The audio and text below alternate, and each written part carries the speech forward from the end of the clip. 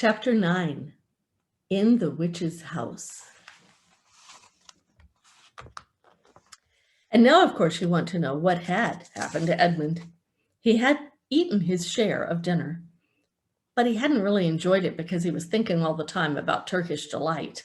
And there's nothing that spoils the taste of good, ordinary food half so much as the memory of magical food. And he had heard the conversation, but he hadn't enjoyed it much either, because he kept thinking that the others were taking no notice of him and trying to give him the cold shoulder. They weren't, but he imagined it. And then he had listened until Mr. Beaver told them about Aslan and about what he had heard the moment of the arrangement for the meeting, Aslan at the stone table. It was then that he began to quietly edge himself from under the curtain which hung over the door. For the mention of Aslan gave him a mysterious and horrible feeling, just as it gave the others a mysterious and lovely feeling. Why do you think that is? Do you think when you're close to God, you want to get closer to God? But when you're far from God, you don't want to hear about him, right? Because it kind of makes you feel like you're not everything you should be. That's why it's so important to love Jesus all the time, so that you can hear the good things and it brings you joy. And that doesn't feel like a nightmare. Just as Mr. Beaver had been repeating the rhyme about Aslan's flesh and Adam's bone, Edmund had been very quietly turning the door handle. And just before Mr. Beaver had begun telling them that the White Witch wasn't really human at all, but half djinn and half giantess, Edmund had got outside into the snow and cautiously closed the door behind him. You mustn't think that even now Edwin was quite so bad that he actually wanted his brother and sisters turned into stone. He did want Turkish delight and to be the prince and later a king, and to pay Peter out for calling him a beast. As for what the witch would do with the others, he didn't want her to be particularly nice to them, certainly not to put them on the same level as himself. But he managed to believe, or pretend he believed, that she wouldn't do anything very bad to them because, he said to himself, all these people who say nasty things about her are her enemies, and probably half of it isn't true. She was jolly nice to me anyway, much nicer than they are. I expect she is the rightful queen anyway. Anyway, she'll be better than that awful Aslan. At least that was the excuse he made in his own mind for what he was doing. It wasn't a very good excuse, however, for deep down inside, he really knew that the White Witch was bad and cruel. The first thing he realized when he got outside and found the snow falling around him was that he had left his coat behind in the beaver's house, and of course, there was no chance of going back to get it now. The next thing he realized was that daylight was almost gone, for it had been nearly 3 o'clock when they sat down to dinner, and the winter's days were short. He hadn't reckoned on this, but he had to make the best of it. So he turned up his collar and shuffled across the top of the dam. Luckily, it wasn't so slippery since the snow had fallen on the far side of the river. It was pretty bad when he reached the far side, though. It was growing darker every minute, and with that and the snowflakes swirling all around him, he could hardly see 3 feet ahead. And then, too, there was no road. He kept slipping into deep drifts of snow and skidding on frozen puddles and tripping over fallen tree trunks and sliding down deep banks and barking his shins against the rocks. What that means is he skinned his shins against the rocks. Can you see the picture? And barking his shins against the rocks until he was cold and bruised all over. The silence and loneliness were dreadful. In fact, I really think he might have given up the whole plan and gone back and owned up to and made friends with the others. But if it hadn't happened, to say to himself, when I am the king of Narnia, the first thing I shall do is make some decent roads. And of course, that set him off thinking about being king and all the other things he would do. And this cheered him up, and it cheered him up a good deal. He had just settled his mind what sort of palace he would have and how many cars, and about a private cinema where there would be principal railways that would run and what laws he would make against beavers and dams. And he was putting the finishing touches on some schemes for keeping Peter in his place when the weather changed. First, the snow stopped, and then the wind sprang up and became freezingly cold. Finally, the clouds rolled away and the moon came out. It was a full moon, and shining on all that snow, it made everything almost as bright as day, only the shadows were rather confusing. He would never have found his way if the moon hadn't come out by the time he got to the other river. You remember he had seen when they first arrived at the Beavers, a small river flowing into the great one lower down. He now reached this and turned to follow it up, but the little valley down which it came was much steeper and rockier than the one he had just left, and much overgrown with bushes, so that he could not have managed it at all in the dark. Even as it was, he got wet through, for he had to stoop under branches, and great loads of snow came sliding off onto his back. And every time this happened, he thought more and more about how he hated Peter, just as if this had all been Peter's fault. You ever blame somebody for trouble you're in when you choose it yourself? But at last he came to the part where there was more level and the valley opened out, and there on the other side of the river, quite close to him in the middle of a little plain between two hills, he saw what must be the White Witch's house. And the moon was shining brighter than ever. The house was really a small castle. It seemed to be all towers, little towers, with long pointed spikes on them, spires, sharp as needles. And there's the picture of the White Witch's house.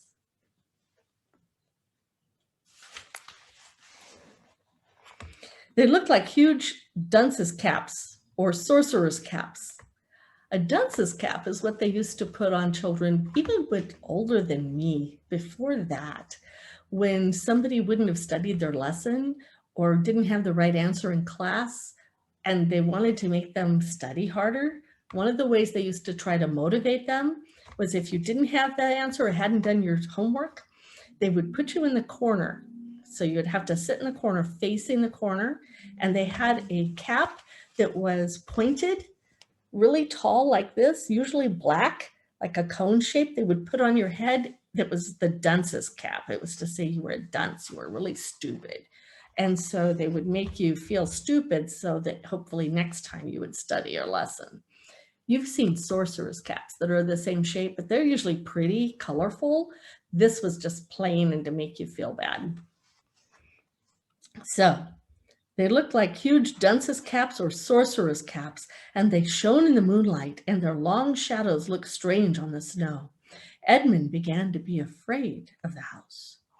But it was too late to think of turning back now. He crossed the river on the ice and walked up to the house. There was nothing stirring, not the slightest sound anywhere. Even his own feet made no noise on the newly fallen snow. He walked on and on, past corner after corner of the house, and past turret after turret to find the door. He had to go right around to the far side before he found it.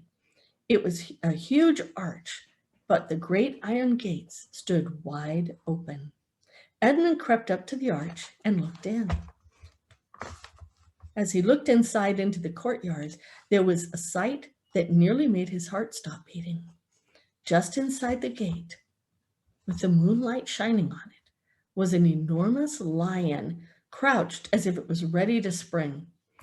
And Edmund stood in the shadow of the arch, afraid to go in, afraid to go back, with his knees knocking together. He stood there so long, his teeth would have been chattering with cold if they had not been chattering with fear.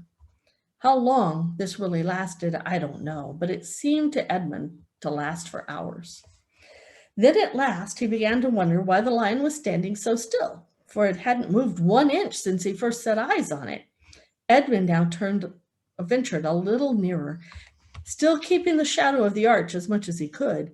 He now saw from the way the lion was standing that it couldn't have been looking at him at all. But supposing it turns its head, thought Edmund. In fact, it was staring at something else, namely a little dwarf who stood with his back to it about 4 feet away. Ah, thought Edmund, when it springs at the dwarf, then will be my chance to escape. But still the lion never moved, nor did the dwarf. And now, at last, Edmund remembered what the others had said about the White Witch turning people into stone. Perhaps this was only a stone lion. And as soon as he had thought that, he noticed the lion's back and the top of its head covered with snow. Of course, it must only be a statue. No living animal would let itself get covered with snow. Then very slowly, with his heart beating as if it would burst, Edmund ventured to go up to the lion. Even now, hardly dared touch it. But at last he put out his hand very quickly and did. It was cold as stone. He had been frightened of a mere statue. Can you see it?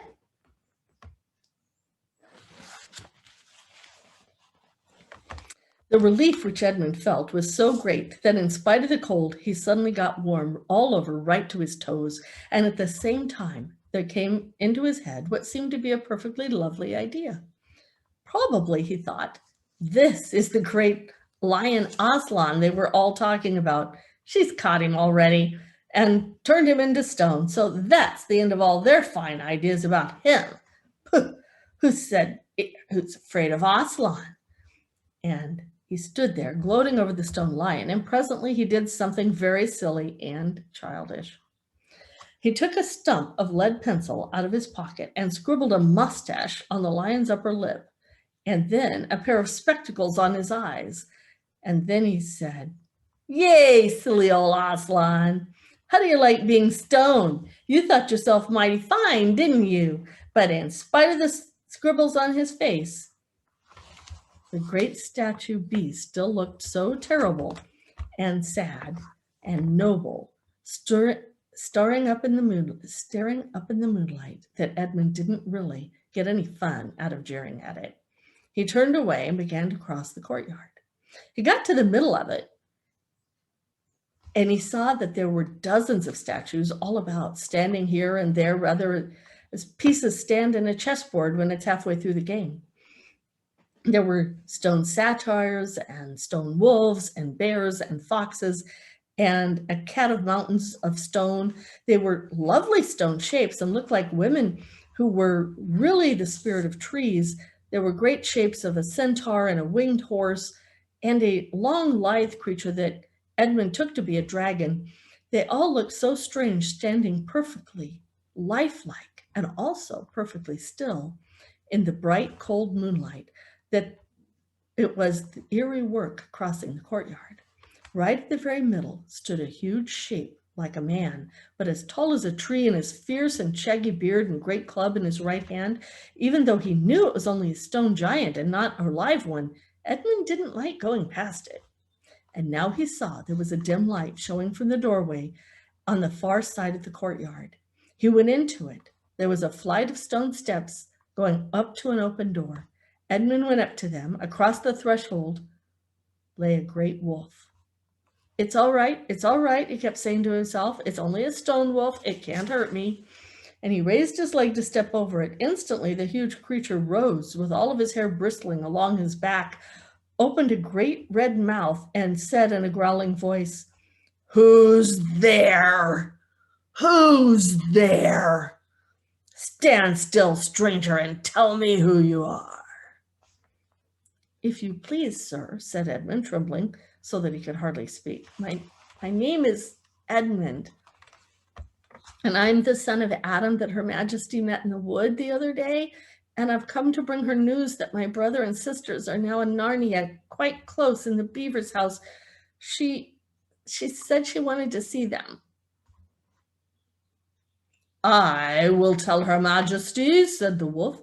"Meanwhile, stand here on the threshold, as you value your life." Then he vanished into the house.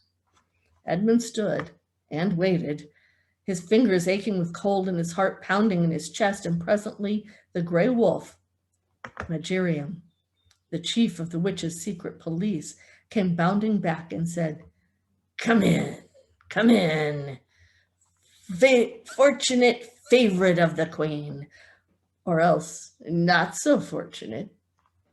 And Edmund went in, taking great care not to tread on the wolf's paws. He found himself in a long, gloomy hallway with many pillars, full, as the courtyard had been, of statues. The one nearest the door was a little faun with a very sad expression on his face, and Edmund couldn't help wondering if this might be Lucy's friend. The only light came from a single lamp, and close beside this sat the White Witch. "I'm come, your majesty," said Edmund, rushing eagerly forward. "How dare you come alone?" said the witch in a terrible voice. "Did I not tell you to bring the others with you?" "Please, your majesty," said Edmund, "I've done the best I can. I've brought them quite close.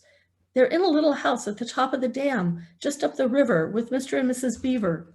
A slow, cruel smile came over her face. "Is this all your news?" she asked. "No, your majesty," said Aslan, and proceeded to tell her all he had heard before leaving the beaver's house. "What? Aslan?" cried the queen. "Aslan, is this true? If I find you've lied to me—" "Please, I'm only repeating what they've said," Edmund stammered and quivered. But the queen, who was no longer attending to him, clapped her hands. Instantly, the same dwarf whom Edmund had seen with her before appeared. "Make ready our sledge," ordered the witch, "and use the harness without bells." And that is the end of chapter 9.